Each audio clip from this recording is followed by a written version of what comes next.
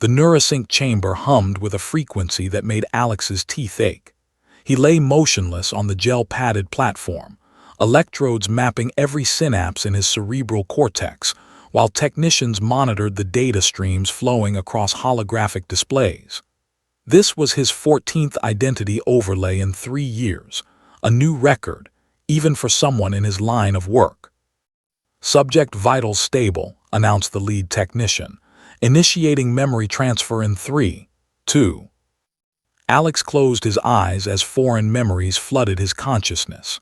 He became Marcus Thorne, decorated military officer, quantum physics expert, and most importantly, the recently deceased husband of Princess Lisa Konstantinova of the Europa Colonial Confederation. The real Marcus had died in a shuttle accident 2 weeks ago, but the princess didn't know that yet. She was currently in cryostasis aboard the ECS Meridian, traveling to negotiate a critical treaty with the Martian Collective. The Confederation needed those negotiations to succeed. They needed Princess Lisa focused and stable, and according to Imperial protocol, they needed her husband by her side. That's where Alex came in. "Transfer complete," the technician said. "Welcome back, Commander Thorne." Alex sat up, Marcus's memories settling into place alongside his own like overlapping photographs. He could recall Marcus's childhood on Ganymede, his first kiss with Lisa under the ice cathedrals of Europa, their wedding in the crystal gardens of New Petersburg. He could also remember his own actual past, growing up in the slums of Luna City, being recruited by the Confederation Intelligence Service at 16, learning to become anyone they needed him to be. The duality was disorienting, but Alex had practiced managing it. He dressed in Marcus's uniform, checking his reflection in the polished steel wall. The biosculpting had been flawless. He had Marcus's square jaw, his steel-gray eyes, even the small scar above his left eyebrow from a childhood accident. DNA samples had been modified and implanted, retinal patterns rewritten. He was Marcus Thorne in every measurable way except the one that mattered most, his soul, if such things existed.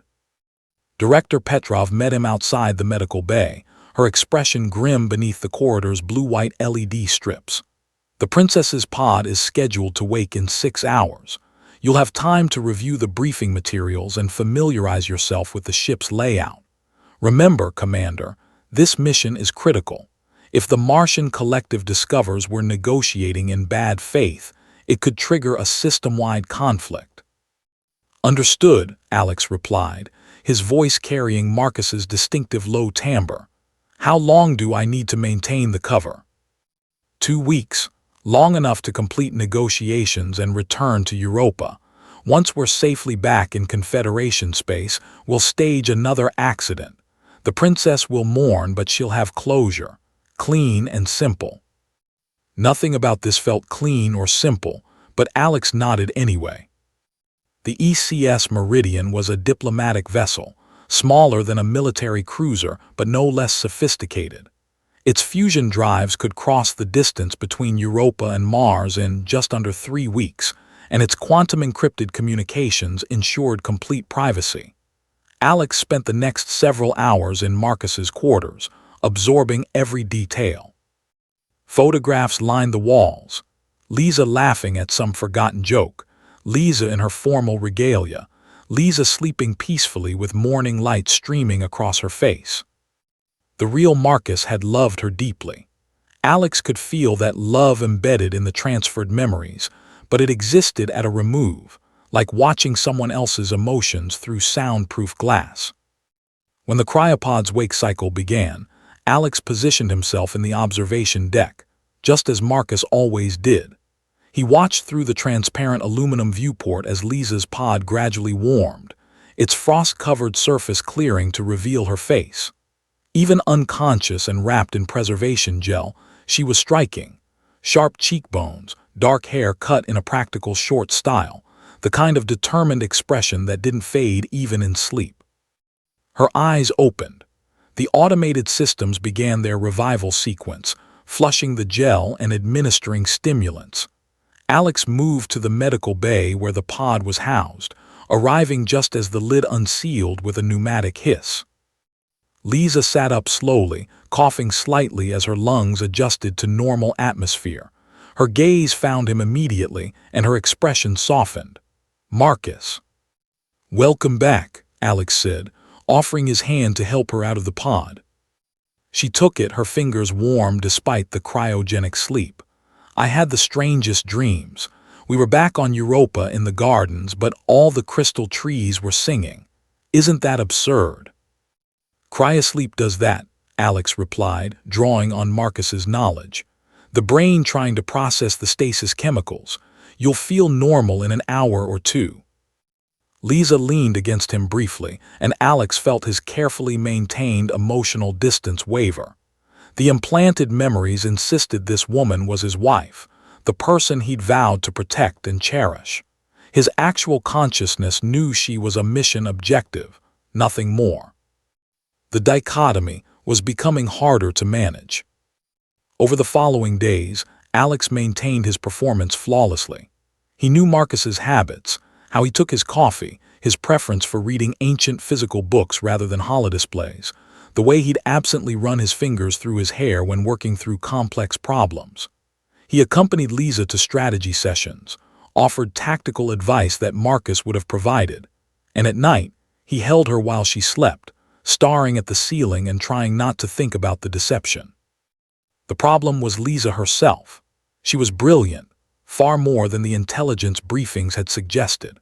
During negotiations with the Martian delegation, she navigated complex political terrain with precision, finding compromise positions that satisfied both parties without surrendering Confederation interests. She was also kind. She knew the names of every crew member aboard the Meridian, asked about their families, remembered small details that mattered to them. And she trusted Marcus completely.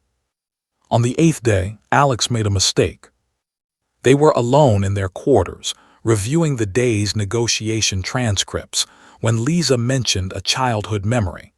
"Do you remember that storm when we were 19, when we had to shelter in the maintenance tunnels under New Petersburg?" The memory existed in Alex's implanted knowledge, but he hesitated a fraction of a second too long before responding. "Of course. You were terrified of the tunnel rats." Lisa's expression didn't change, but something shifted in her eyes. "I've never been afraid of rats, Marcus. You're thinking of Sarah Volkov." Alex's heart rate spiked, but he kept his expression neutral. "Right, sorry, long day, my mind's elsewhere." "Apparently," Lisa set down her datapad, "you've seemed distant this entire trip. Is something wrong?" "Just the weight of these negotiations," Alex said, which was at least partially true. Lisa studied him with an intensity that made him uncomfortable. For a terrible moment, he thought she'd somehow seen through the biosculpting, the memory implants, the carefully practiced mannerisms. Then she nodded slowly. "We need to talk, but not here." She led him to the ship's observation lounge, a small bubble of reinforced polymer extending from the Meridian's hull. Mars hung in the viewport, a rust-red sphere growing steadily larger as they approached. "I know," Lisa said quietly. Alex's combat training kicked in automatically, calculating distances to exits, threat responses, damage control protocols. "Know what?" "That you're not Marcus." She turned to face him, tears gleaming in her eyes but her voice steady. "I've known since the second day." The world seemed to tilt sideways. "That's impossible. The biosculpting, the memory transfer." "Is very sophisticated," Lisa agreed. "Your technical parameters are flawless, but you don't love me. And Marcus loved me in every gesture, every glance, every moment. That's not something you can program into neural pathways." Alex said nothing. There was nothing to say. "The Confederation thinks I need Marcus to function," Lisa continued. "That I'm some fragile thing that will shatter without him. They're wrong." Her hands clenched into fists. "But I understand why they did it. These negotiations matter. War matters more than my grief." "I'm sorry," Alex said and meant it. Lisa wiped her eyes. "Tell me his real name, the man I married." Marcus Thorne, everything in the files is true. He died in a shuttle accident 2 weeks ago. Mechanical failure, not sabotage. He loved you very much. I know he did, she smiled sadly. And you, do you have a name beneath Commander Thorne? Alex, just Alex. They stood in silence, watching Mars approach. Finally, Lisa spoke again. I'll complete the negotiations. The Confederation will have their treaty, but afterwards, she paused. Afterwards, I'm going to tell them I want a new arrangement. What kind of arrangement? Lisa turned to him, and her expression held something he couldn't quite identify. You've been playing Marcus for over a week. You know his duties, his responsibilities, the role he played in my life and in the Confederation's political structure. You've done it convincingly enough that no one else suspects. I'm not following. Marcus's death will be announced after we return to Europa, Lisa said. The Confederation will stage their accident, and I'll mourn appropriately. But 6 months later, I'm going to marry someone new. Someone who's already proven he can fulfill the role of Prince Consort. Someone who already knows every relevant state secret and security protocol. Alex stared at her. You can't be serious. I'm completely serious. She took his hand, the same gesture he'd performed when helping her from the cryopod, but inverted now, her offering comfort instead of accepting it. I don't love you, Alex, and you don't love me, but we work well together. I've watched you these past days. You're intelligent, capable, and you understand the political realities we're facing. We could build something functional, maybe even friendly, partners instead of lovers. The Confederation would never approve. The Confederation needs me, Lisa said firmly. My legitimacy, my diplomatic skills, my political connections. They'll accept whatever arrangement I propose because rejecting it would cost them more than accommodating it. She squeezed his hand. I'm not asking for romance, Alex. I'm asking for honesty. A real partnership instead of a comfortable lie. Will you consider it? Alex looked at her, truly looked at her for the first time since assuming Marcus's identity. He saw strength there and pragmatism and a kind of weary courage that came from accepting reality without surrendering to it.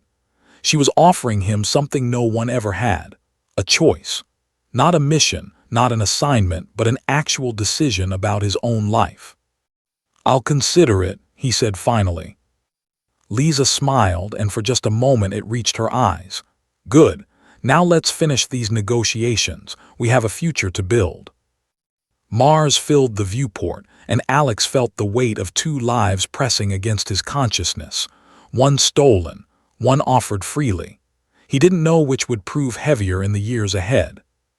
But standing there beside Princess Leia, her hand warm in his, he thought maybe he'd like to find out.